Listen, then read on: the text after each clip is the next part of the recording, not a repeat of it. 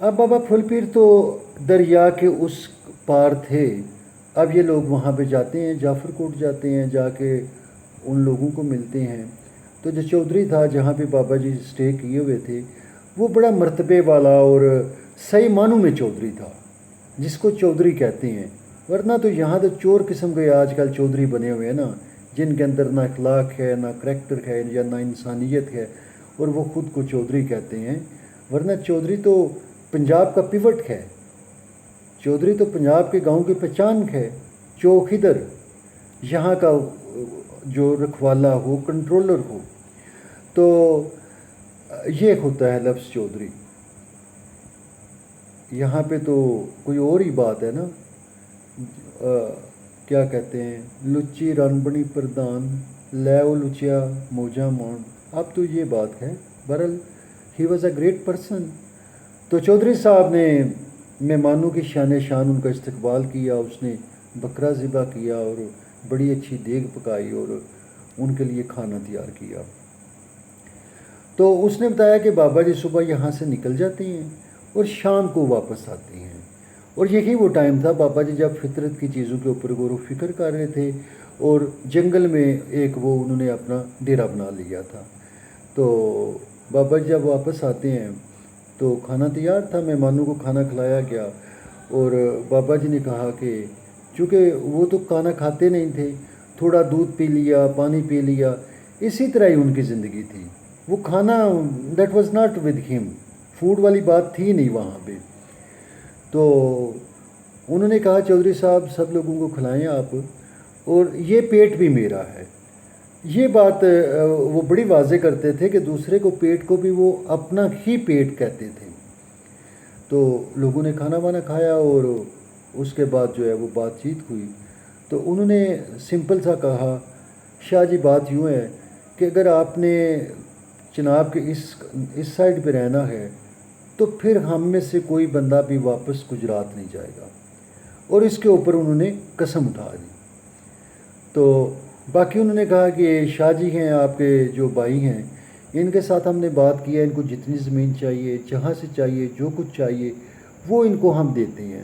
اور یہ ان کی ہم گارنٹی دے رہے ہیں کہ یہ آپ کے ساتھ ظلم زیادتی نہیں کریں گے، آپ کو ماریں گے نہیں، اور اس طرح کی چیزیں آپ کے اوپر نہیں اٹیک نہیں ہوگا. تو بہرحال بابا جی جو تھے ان کو وہ لوگ واپس آئے. تو جب یہ واقعہ ہوا تھا تو اس ٹائم بابا جی کے ساتھ ایک بابا جہانا، وہ ملنگ تھا ان کا، کوٹ قطب دین کا، وہ وہاں پہ بیٹھا ہوا تھا. یہ اس خاندان کا بڑا ہی وفادار بندہ تھا. یہ بڑی کمال کی بات ہوتی ہے جب آپ جس سے پیار کریں وہ آپ کو وفادار کہہ دے.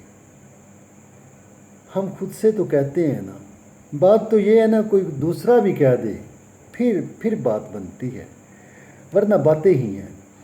تو بہرحال جی بابا جانا جو تھے اور بابا جی اس ٹائم دونوں بیٹھے تھے اور یہ بادام کا رگڑا بنا رہے تھے، مطلب بادام رگڑ رہے تھے. تو اب جب وہ شاہ جی حملہ آور ہوئے ڈنڈا لے کے اور سارا سین ہوا تو بابا جی اٹھ کے چلے گئے. تو بابا جانا جو تھا اس نے وہ بادام دوری سے نکالے اور اس کو اس نے پلو میں باندھ دیا. جب بابا جی پھول پیر نے واپس آئے تو بابا جانا سلام کرنے ان کو ملنے کے لیے آیا. تو بابا جی نے اس سے کہا بھائی بابا بتاؤ، جب یہ واقعہ ہوا تو ہم دونوں رگڑا لگا رہے تھے، بادام پی رہے تھے، تو وہ بادام کیا ہوئے؟ کیا تو نے رگڑا پی لیا؟ تو وہ کہنے لگا کہ مرشد تمہارے بغیر وہ میری رگوں سے نیچے اترتا تھا، میرے پیٹ میں نہیں وہ جا سکتا تھا. جب تو چلا گیا تو میرا تو جہان ہی تو تھا. تو یہ بادام اس نے وہ چادر کے ساتھ باندھے ہوئے تھے، پلو کے ساتھ باندھے تھے، وہ نکال کے دکھاتا ہے اور کہتا ہے یہ ہیں وہ بادام جو ہم اس ٹائم رگڑ رہے تھے. تو وہ پھر وہ رگڑا جو ہے وہ لگاتا ہے.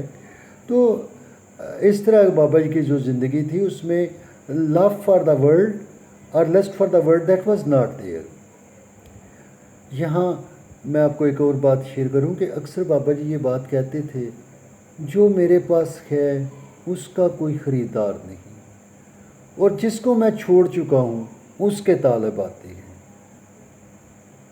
جس کو میں چھوڑ چکا ہوں اس کے طالب میرے پاس آتے ہیں کہ ہمیں دنیا کی یہ چیز دو، یہ چیز دو، حالانکہ مجھے اس سے لگن نہیں ہے، اور جو چیز میرے پاس ہے وہ مانگتے نہیں ہیں۔